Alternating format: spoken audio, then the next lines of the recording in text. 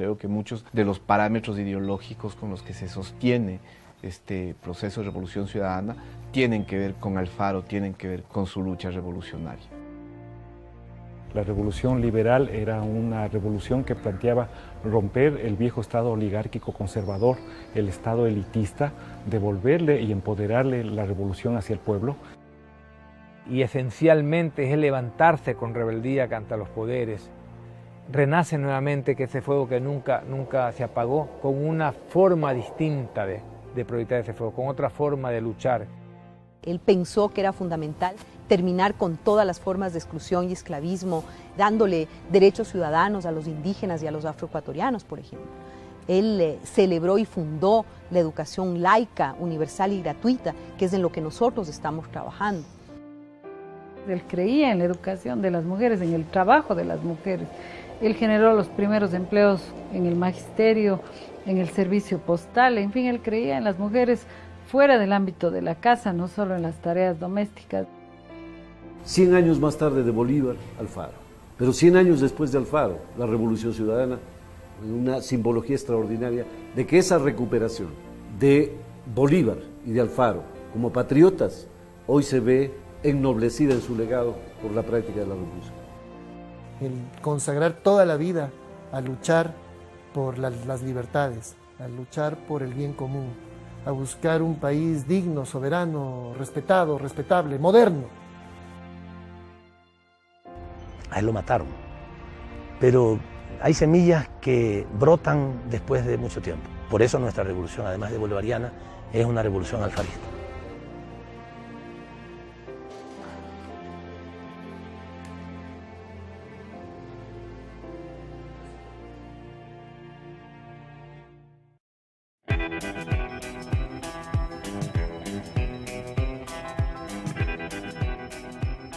Hace 6 años este país estaba devastado por el neoliberalismo.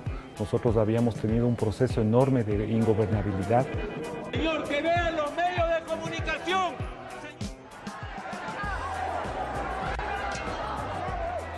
En el país había un clamor por un cambio.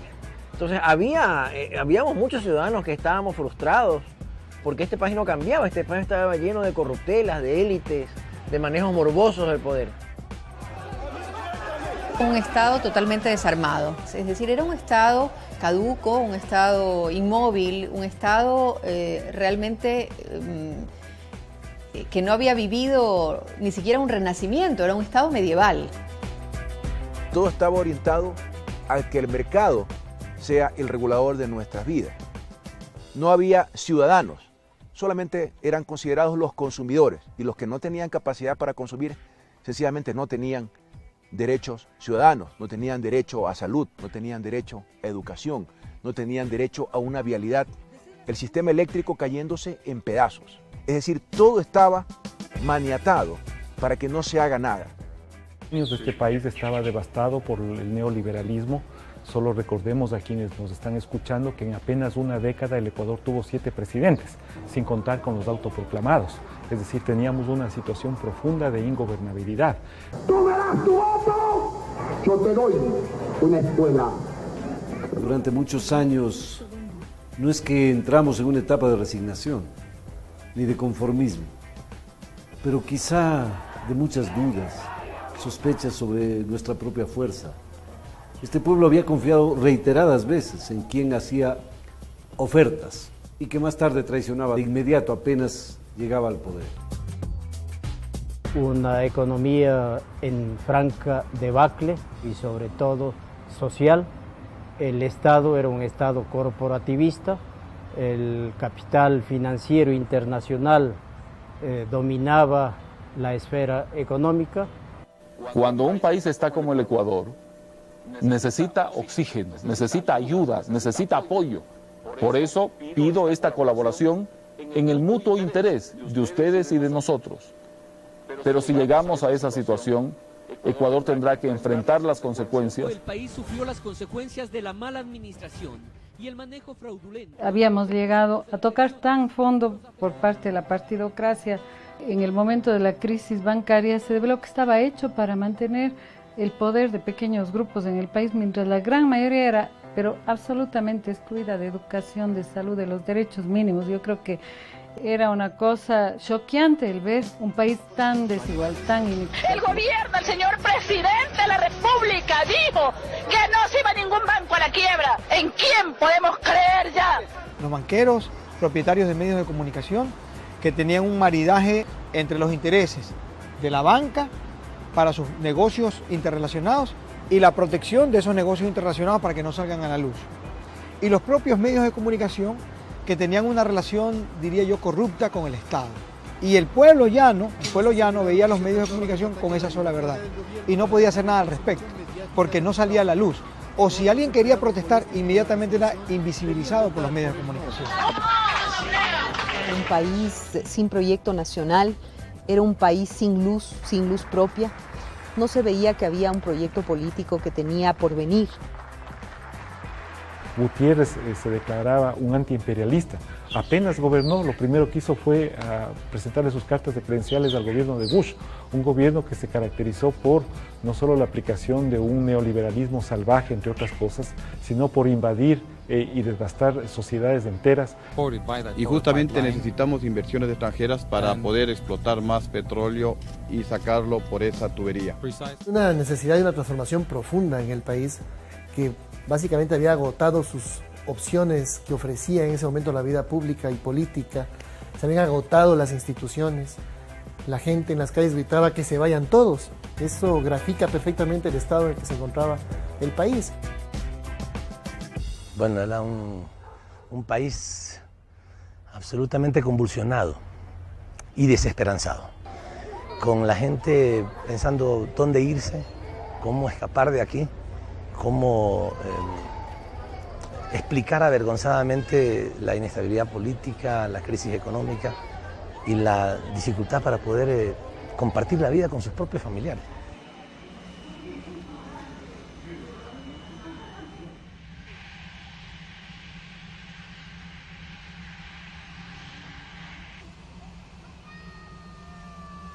Somos la generación que está construyendo la nueva historia de nuestra patria. Este ya no es el país de la desesperanza que heredamos. Ya tenemos patria y vamos a alcanzar juntos la verdadera libertad. Nadie puede parar lo que viene pasando, con 6 años de revolución avanzando. Las mujeres, los niños, los hombres, mi hermano, los migrantes, los pueblos, todos apoyando. Revolución hasta siempre.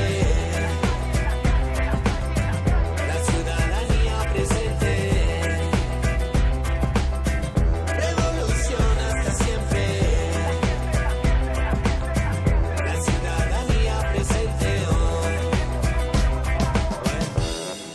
En el 2005 se pudo demostrar que otro tipo de planteamientos eran posibles, que otro tipo de economía era posible, y eso motivó a muchísima gente a organizarse. Cuando nos enteramos de que el compañero de lucha, al quien admirábamos mucho, Rafael Correa, fue llamado a ser ministro, fue un orgullo para todo el grupo de la Universidad Católica, que le llamábamos Frente de Estudiantes Universitarios. A los pocos meses de esto, empezó una corriente a querer un cambio en el país. Y en esa corriente apareció la posibilidad de que Rafael sea el presidente. Y obviamente todos los compañeros de la universidad nos metimos de cabeza en este proyecto. ¿Te suena familiar? Esta oligarquía corrupta califica de comunista a todo aquel que ponga en peligro sus privilegios. No le hagas caso, somos gente joven, de manos limpias, apasionados por la patria, que lo único que queremos es construir ese Ecuador que todos soñamos y que todos merecemos. Había un grupo que estaba cerca del entonces Rafael Correa, de este joven político con un gran carisma, pero con una idea muy clara de lo que el Ecuador requería en ese momento. Para que la transformación sea estructural y profunda, tiene necesariamente que darse un proyecto y un proceso revolucionario. Y tiene que ser ciudadano, porque en la medida en que el ciudadano se convierte en actor fundamental de la lucha social y política, firma el acta de defunción de la llamada partidocracia que tanto daño le había hecho al país.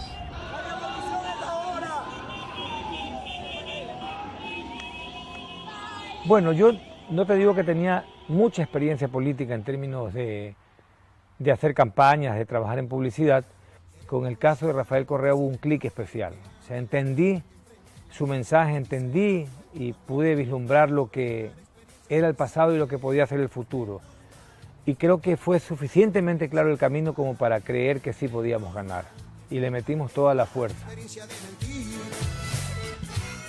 Joven, no permitas que los dinosaurios políticos de siempre envejezcan tu corazón, que no te hagan temer ese cambio radical.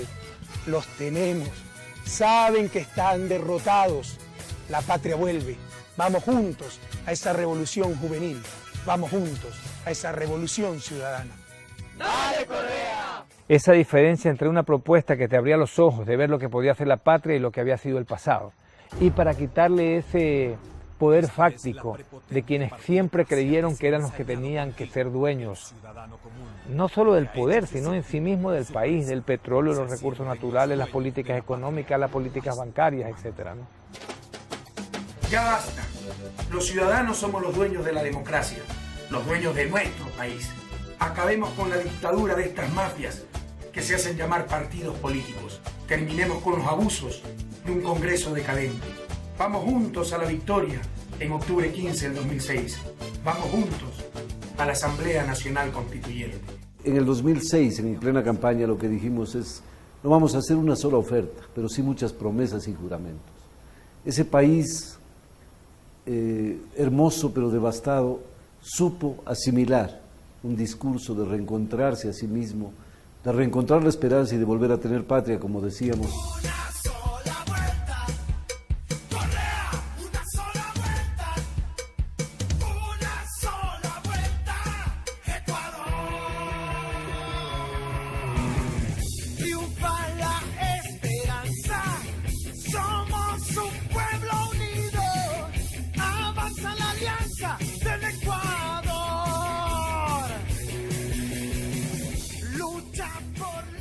Cuando ganamos las elecciones, al día siguiente estábamos preparando el comienzo del gobierno del 15 de enero. Al día siguiente.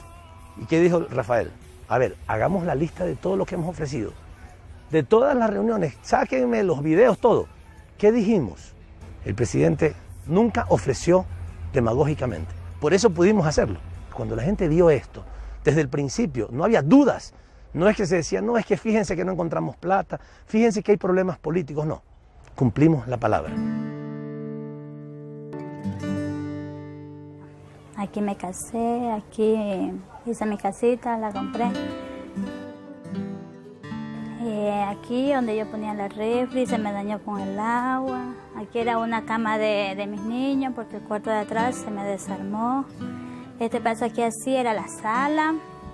Aquí donde se está viendo era la sala. Acá adentro es la cocina, donde todo el agua se me entraba del patio. Este era el tanque donde comprábamos agua porque agua aquí por llave no hay, solo por tanquero. Y cuando llueve no venían los tanqueros, se dañaban las calles, no podíamos coger agua. Él tenía metas muy claras y nos las fue imponiendo a cada ministro. Y nos dijo la primera semana, bueno, tú por lo pronto esta es tu meta. Ándate como un misil teledirigido hacia allá, mientras seguimos armando el resto. Y eso fue lo que hicimos cada uno. Y luego, pues, en esta forma de trabajar que él diseñó de gabinetes itinerantes, aprendiendo de quiénes eran los verdaderos enemigos y por quiénes había que luchar. Tengo mi camita, mis cosas, mi refri, aquí donde yo cocino, lavo los platos, aquí está el baño. Mire, hay bastante agua, la presión es demasiado fuerte.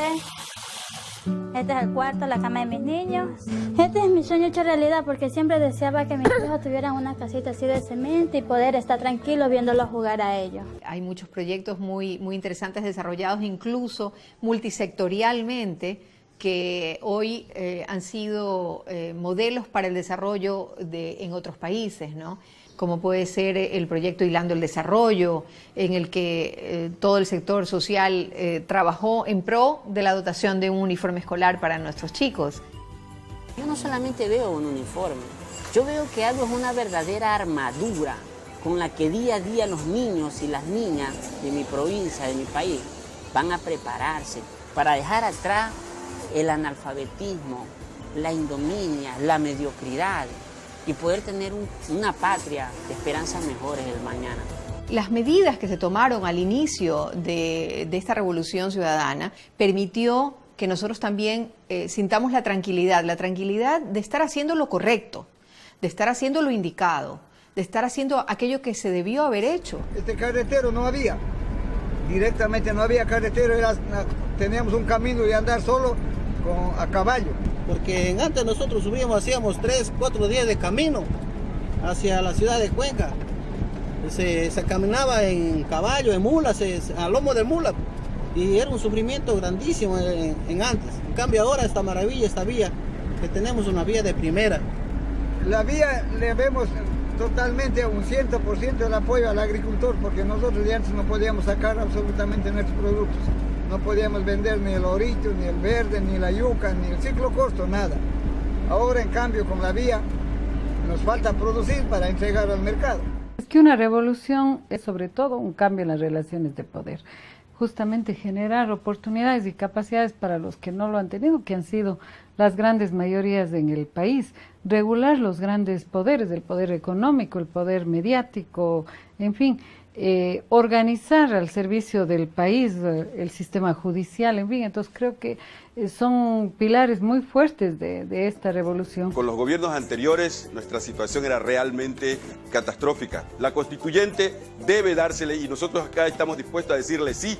Se ven logros importantes dentro del cambio y por eso creo que debemos apoyar lo que es el cambio en la nueva constitución. Yo ya leí la constitución, está perfecta. Perfecto, y nos favorece especialmente para los pobres. El 65 años que yo tengo ya lo viví el pasado y regresar allá ni para tomar impulso. Podríamos decirlo que la primera vez que podías empezar a construir la patria desde sus bases, ¿no?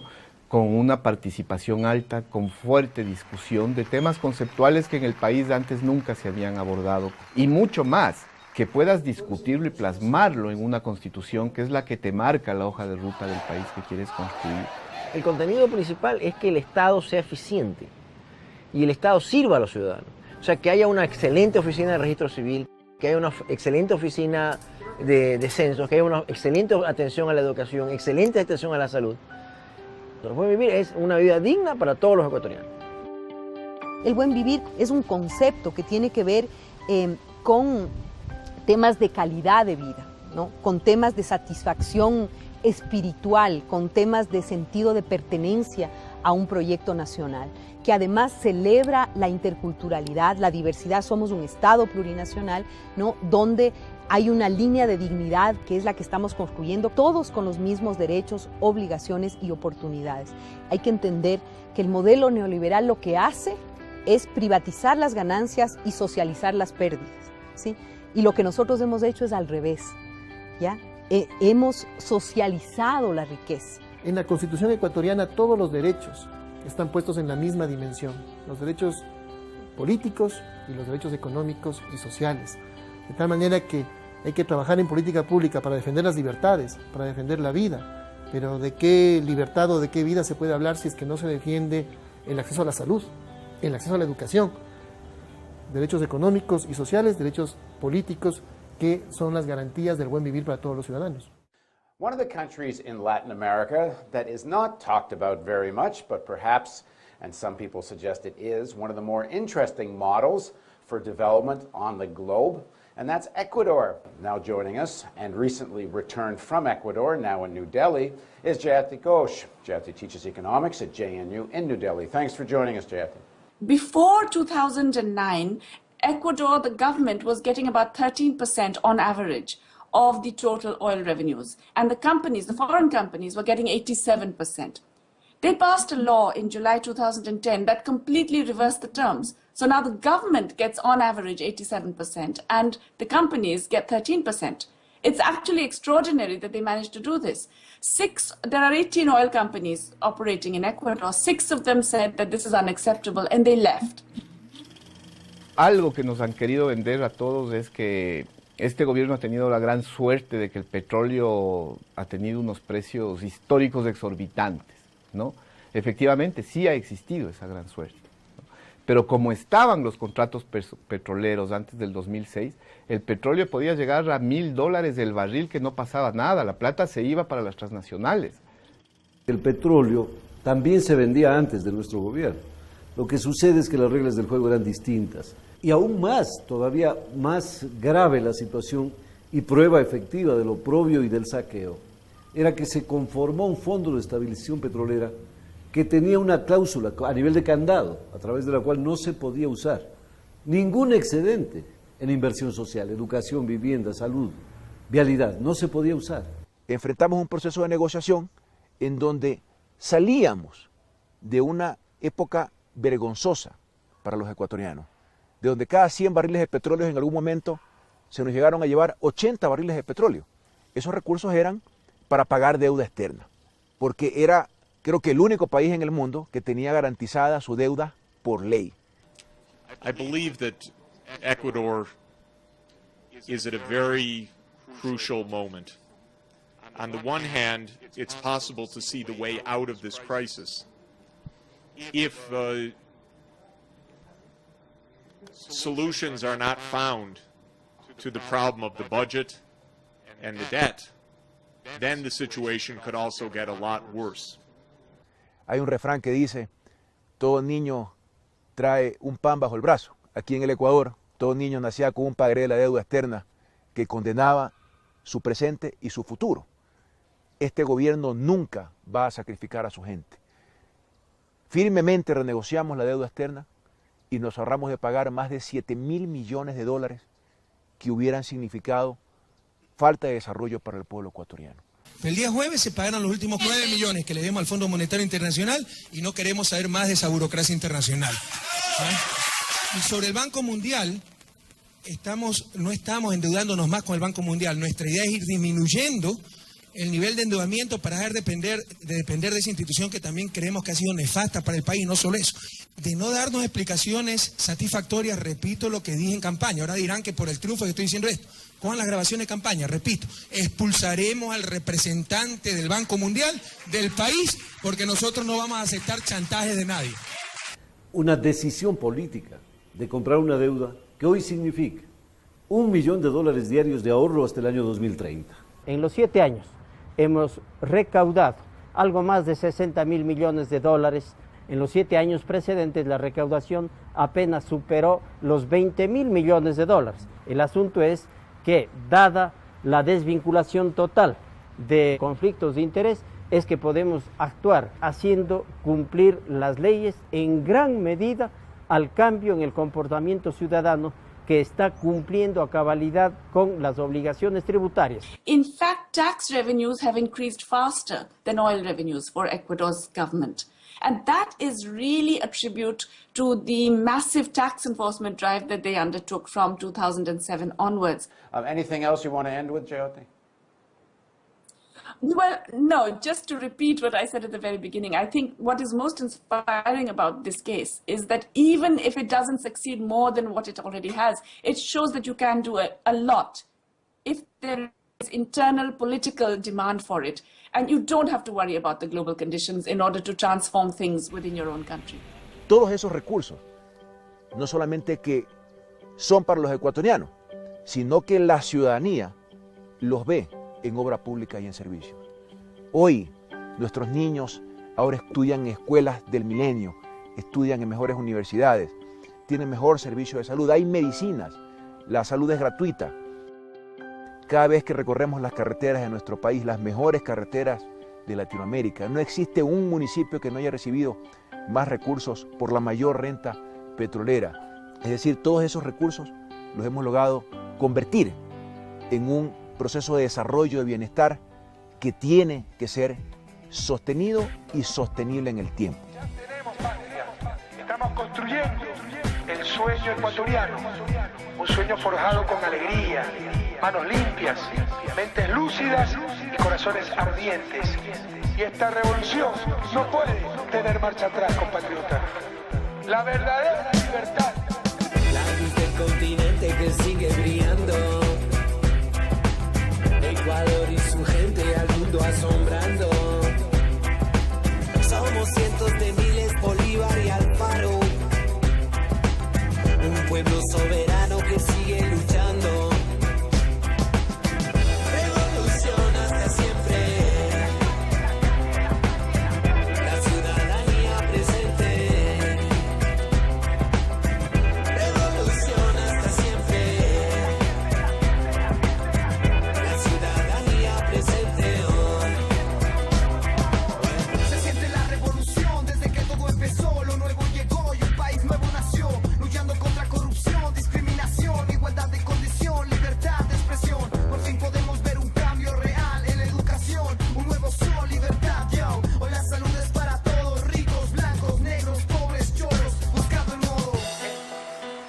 Es la revolución de los marginados de toda la vida, de los indígenas, de los afroecuatorianos, de los panaderos y las maestras, de los estudiantes que anhelan un futuro y un lugar en historia, de los campesinos, cholos, chazos y montubios, que saben que la tierra es para quien la trabaja.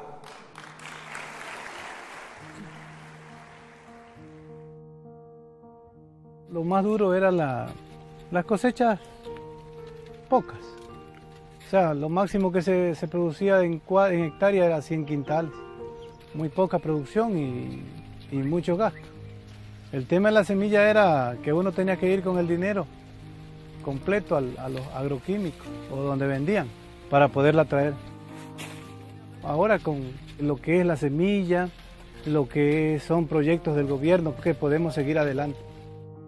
Puedo decir que a muchas personas los ha sacado de esa miseria que vivíamos en el 2000, porque con este gobierno de la Revolución Ciudadana es un cambio muy bueno en este año, que hasta ayer tuve una conversa con mi esposa de eso. Posiblemente vamos a abrir una cuantita en el banco para ver si avanzamos a comprar un terrenito. Yo pienso que es la lucha por una verdadera soberanía, por una verdadera autonomía basada en la justicia, basada en la equidad, basada en la verdadera libertad. Nadie puede sentirse libre si no tiene acceso a las condiciones mínimas de salud, de educación, de los bienes de producción, de trabajo, del crédito, del dinero. En definitiva, nuestra revolución es de quienes son el motor de la historia, los seres humanos, que jamás volverán a ser víctimas en nuestro país de la maquinaria neoliberal y del capitalismo salvaje. El pueblo ecuatoriano empoderado de su destino, de su proceso político. El pueblo ecuatoriano empoderado de su revolución ciudadana, porque la revolución ciudadana es de todos los ecuatorianos, exige la verdad. Con todo el tiempo que ha pasado, con las críticas, insisto, que ha recibido, ¿se arrepiente de cómo ha manejado todo este tema si después ha tenido que llegar al indulto? Lo que siempre elige el pueblo ecuatoriano, más que construir escuelas, más que construir caminos, más que construir hospitales, hay que construir la verdad. Si no, nos saldremos de su desarrollo. Por supuesto que esta lucha ha valido la pena. Jamás se dijo que iba a ser fácil. Esto ha sido tremendamente desgastante. ¿Qué está pasando en el Ecuador contra la prensa independiente? ¿Es esta siembra de odio que hace el presidente Correa cada sábado? Al presidente en materia de vivienda afectan, como hemos visto, la amnesia y la mentira. Olvida que no solo prometió bonos, sino viviendas. El gobierno es un gobierno del corte fascistoide. No lo consideran muy democrático, sino más bien autoritario. Bueno, ellos dicen que no hay libertad de expresión, que sus derechos han sido afectados, que hay la tiranía, que somos fascistas, pero en realidad el fascismo, la tiranía, la falta de libertad de expresión, la falta de derechos venía de ellos. Pero como eran sus derechos, como eran sus posibilidades, como eran sus argumentos, estaba bien. Hágalo con la verdad, Jorge, no mienta más. Ya corrijan esa mala práctica periodística. No ponga palabras en la boca de la gente. Pueden ver opiniones de otras personas, no solo su opinión, no solo la opinión del señor Carlos Vera. Y no voy a seguir más para este show, Jorge. Le agradezco mucho por el espacio. Y perdón a la ciudadanía. Poner esa red en evidencia, esa red oculta que mantenían los medios de comunicación, ha sido un despertar ciudadano. Y al tener información que siempre la han tenido oculta, la gente puede tomar sus decisiones. Y eso es diríamos nosotros, el éxito de la revolución también. El capital político, el apoyo popular. Pero es porque la gente cree, sabe y comprueba que se está haciendo lo que se dice y se está diciendo lo que se piensa. Pero dígame, ¿cómo entiende que el New York Times, el editorial, después usted es verdad, dijo que le habían entrevistado, un editorial durísimo, habla de liderar una despiadada campaña contra la libertad de expresión? Pregúntale al New York Times si sabe dónde queda Ecuador. Bueno, yo creo que en el New York Times, presidente, saben dónde queda Ecuador. Yo creo que algunos no saben ni siquiera dónde queda Ecuador. Quizá no, pero no, entiendo que quien ha escrito ese editorial... Déjeme que le termine. Es que me el editorial... sí, pero déjeme que le termine la pregunta. El editorial del New York Times... en este oficio es responderle a la gente, no a los medios de comunicación. Ustedes se creen propietarios de la opinión pública. No, ustedes son propietarios de la opinión publicada. La opinión pública es la de nuestros pueblos y a ellos hay que contestarle. Resulta absolutamente insólito que en este país hayan existido hasta hace no mucho banqueros, que al mismo tiempo que banqueros eran distribuidores de automóviles y además dueños de canales de televisión y de revistas. Hipócrita. Sordo.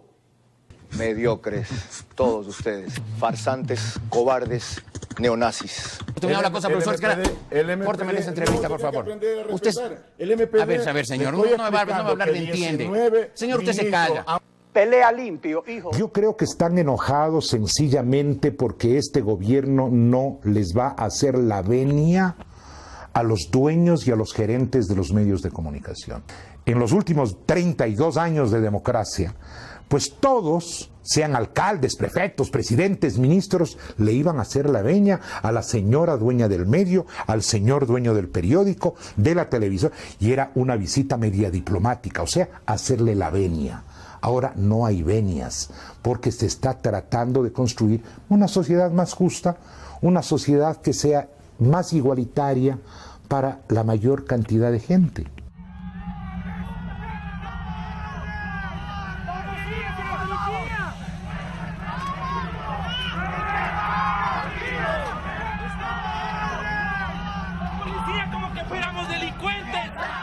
Bueno, el 30 de septiembre del 2010 para mí marcó una fecha demasiado cruel, demasiado dura.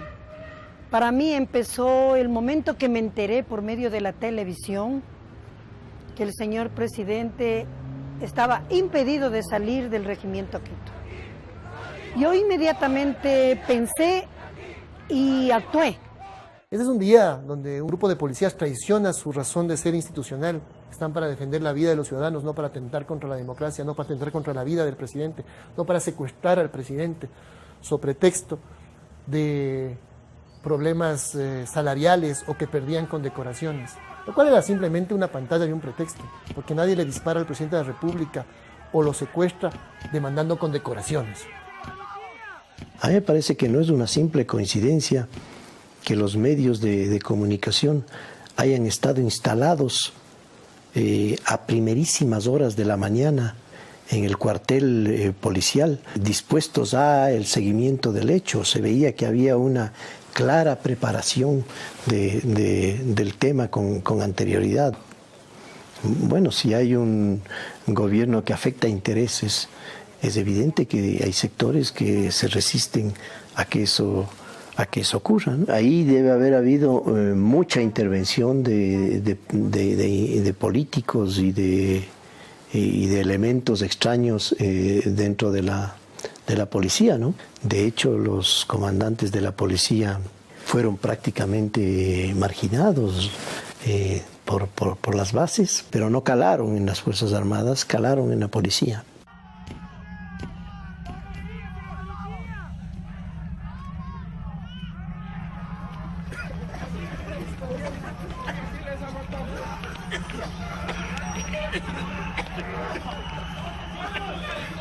Francamente, quisieron derrocarle, y no derrocarle, hasta atentaron contra su vida. Entonces, ahí está clarito que los poderes, pues, siempre son fuertes. Y nosotros, los ciudadanos, también defendemos lo nuestro. Estamos alzando las manos, decimos paz, no queremos la agresión, queremos nuestro presidente. Es elegido democráticamente. Respaldando a la democracia y al país. Nunca hemos tenido un cambio y lo tenemos ahora. Por eso estamos aquí, padres de familia, discapacitados, trabajadores y hombres honestos de bien para nuestra patria. Una determinación de defender la democracia, de estar ahí hasta el final, que las cosas no podían retroceder. De acompañar al presidente en ese proceso, en el cual se había marcado ya una ruta definitiva. Aquí no se iba a retroceder, ni se iba a dar un paso atrás. Los que quisieron debilitar ese proceso, lo que hicieron con el 30S, fue fortalecerlo mucho más y afianzar las convicciones de los ciudadanos y ciudadanas. Bueno, primero hicimos un programa piloto en la provincia de Cotopaxi. Ante el éxito de ella, pues le propusimos al señor presidente de la República y empezamos conformando brigadas que fueron apoyadas por los gobiernos de Cuba y Venezuela. Cuba tenía mucha experticia al respecto y enviaron los brigadistas que nos dieron todo su apoyo. Se conformaron centenares de brigadas para llegar hasta los sectores más recónditos de la patria. Allí en lo más alto de los páramos, allí en lo más recóndito de la Amazonía y de la costa ecuatoriana, llegamos hasta las Galápagos y recogimos toda la información.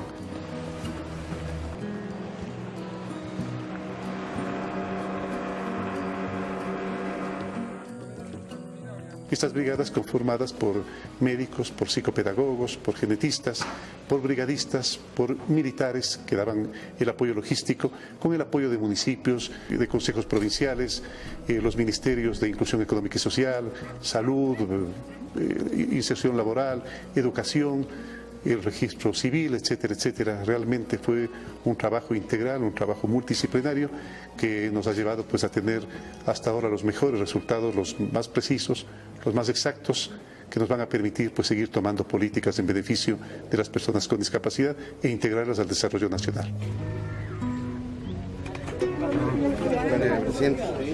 Hola, mijo. Hola, Kevin. ¿Cómo estás? Aquí viven siete personas. 7 personas. Aquí. Duermen aquí. Hoy día le armaron esta cama, presidente, esta es nuestra ya, esta cama. Sí, esta cama ya entregada para ahí. Esas 7 personas solo tenían esa cama y en el suelo. Y en el suelo. Los niños duermen aquí en cama y los adultos en el suelo. ¿Dónde? Sí, aquí. Ella va a estar en el programa Joaquín Gallegos Lara, ¿no? Sí, también ya. ¿Tú sabes lo que es el programa ese? Ya se lo Eso va a ser muy bueno. Ya.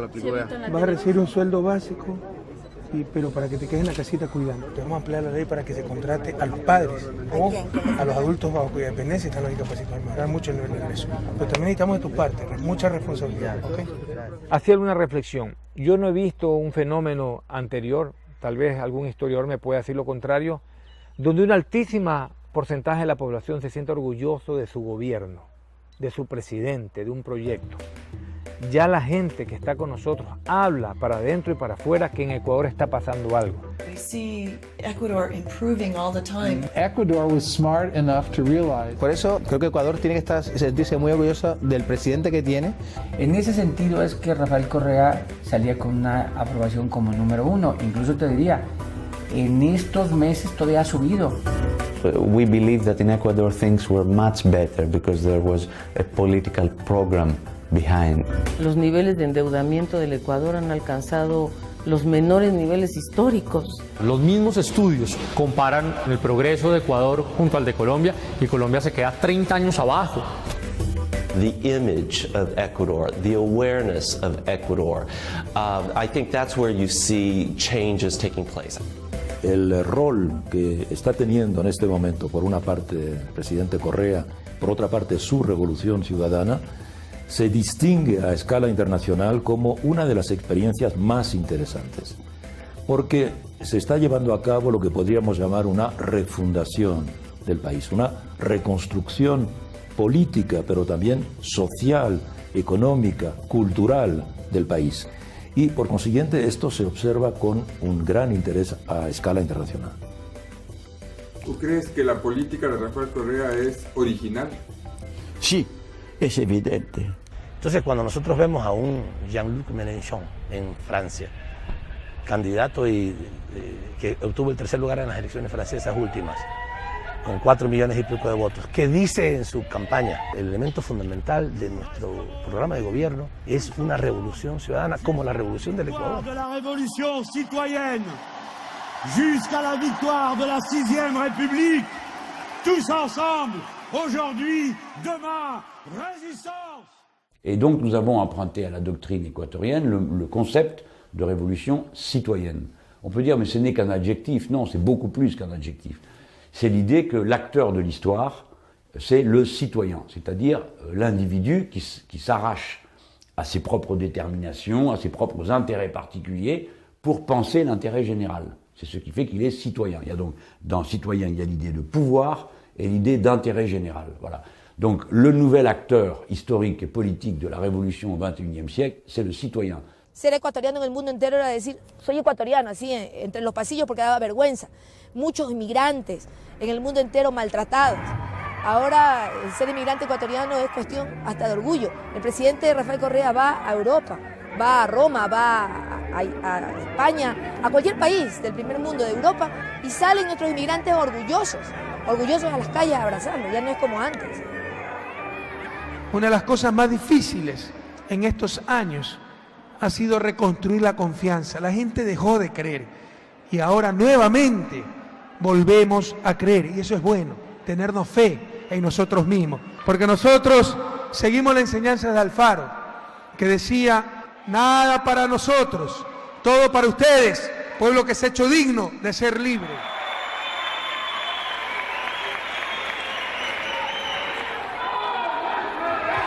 Vamos, Jorge, haz meter a la gente, que se suba, que aquí no van a burlarse de nosotros, mi hermano. En el caso del sector educativo había un gremio único que se había autodenominado como la voz única de los maestros. Ese gremio había politizado de tal manera el sector educativo que no permitía su surgimiento, no permitía un debate, no permitía una transformación, necesitaban mantener el statu quo.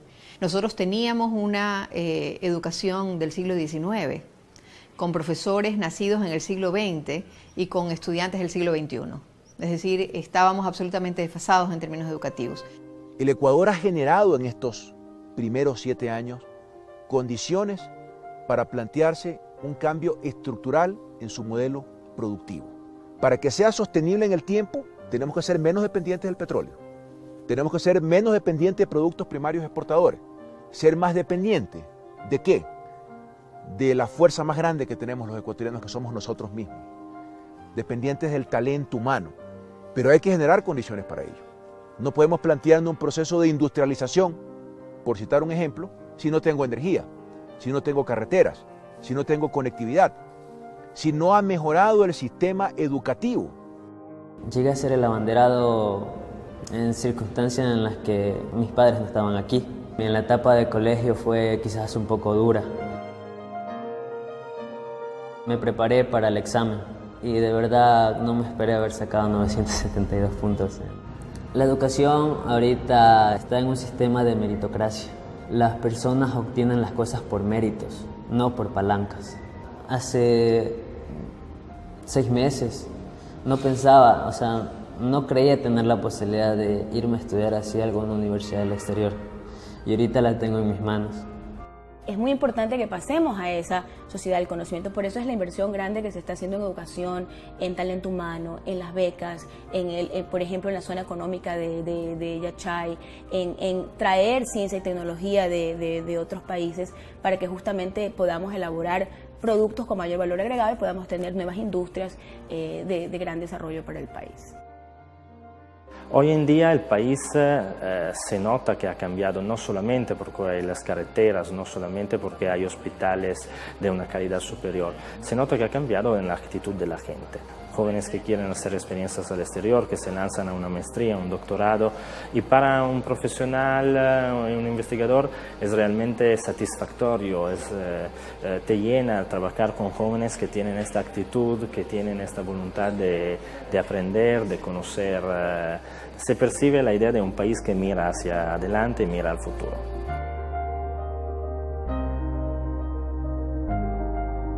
Y lo que procura en este lapso es dejar enrumbado un país, con hidroeléctrica para tener autonomía energética, con una nueva refinería grande, con petroquímica para dejar orientadas las grandes bases para la industria, un sistema vial que permita la productividad, gente estudiando por millones, con mejores universidades por la evaluación que hubo, mejores escuelas.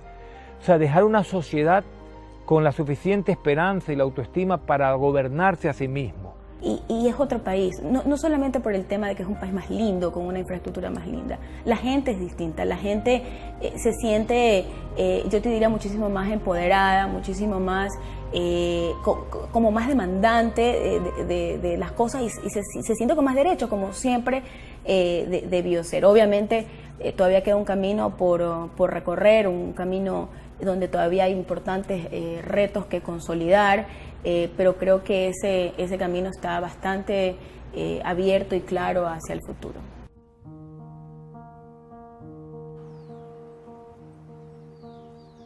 Primeramente, yo me llamo Luis Salinas, yo tengo 70 años de edad. Todos los que vivimos en este sector siempre hemos estado extrañando bastante a raíz que ya, digamos, dejó de andar el tren por aquí. En las escuelas también, en la historia, nos enseñábamos a nosotros quién fue el gestor, digamos, del ferrocarril, Eloy Alfaro. La inteligencia de él le permitió, digamos, que haga esta gran obra. Siempre hemos vivido con la esperanza que algún día ha de haber alguien, algún gobierno que verdaderamente se interese por rehabilitar esta obra tan grande que fue. Eso es.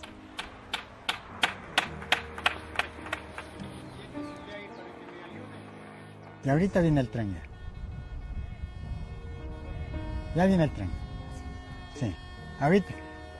El tren viene, mija. ¡Qué bueno! ¡Qué vino! ¡Por fin! Otras personas que mañana vengan, tengan así mismo el mismo sentimiento y la misma preocupación, para que no haya esta distinción de pobres y de ricos, ni medianos, que todos seamos unidos. Si nosotros le ponemos a la Revolución Ciudadana y le sacamos una radiografía, ¿qué sale en la placa? Yo creo que en esa radiografía nosotros podríamos avisorar una gran capacidad de mejora en la autoestima del ecuatoriano. Solidaridad. Yo vería ahí solidaridad, vería allí alegría, vería allí optimismo, esperanza. La revolución ciudadana es lo que cada ciudadano hace todos los días para construir, para producir, para mantener a su familia, pero ahora lo hace con un sentido de futuro y de esperanza. Salen almas puras, cuerpos curados, huesos curados, pero por ahí también hay infección. Eso es inevitable y eso hay que atacar. Y hay que atacar con dureza, con disciplina, con ética y con lealtad. Yo te diría que un corazón muchísimo más grande, un espíritu muchísimo más fortalecido. Veo un país con gran dinamismo, en acción y listo para seguir transformándose. Yo veo un país próspero, pujante, de gran desarrollo y veo que hay líderes suficientes para seguir llevando el país adelante. Sonrisas, alegría, orgullo de ser ecuatoriano. Cuando dicen Ecuador, el pecho se abre, los pulmones se llenan de aire y las sonrisas surgen en los rostros. Es la hora de sumar fuerzas, porque esta no es la victoria de un hombre ni de un partido, será la victoria definitiva de todo un pueblo. Ahora sí tenemos la patria de la esperanza, tenemos que sostener los cambios, esta es